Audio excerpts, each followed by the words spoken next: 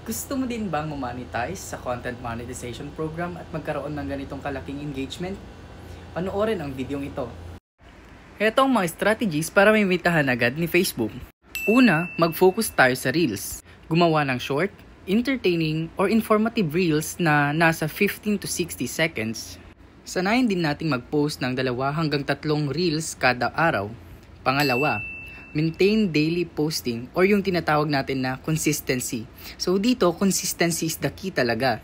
Consistency helps Facebook algorithm recognize you as an active creator.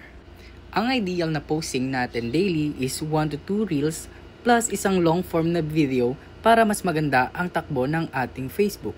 Pangatlo, engage with your audience. Mag-reply tayo sa mga comments. Mas napapansin ni Facebook na tayo ay active kapag tayo ay nagre-reply sa mga comments or nagko-comment sa mga post ng iba. Do live videos to interact.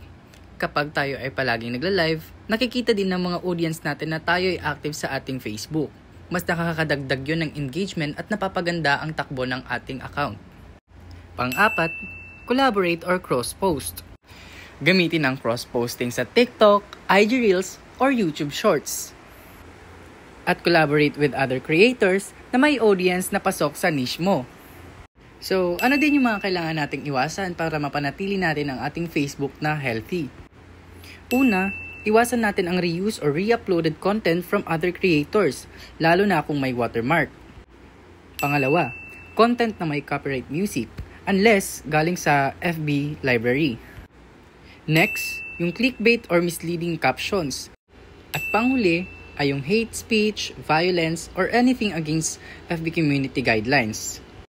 For sure makakatulong ang video na ito upang mas mabilis tayo ma-invite ni content monetization sa Facebook.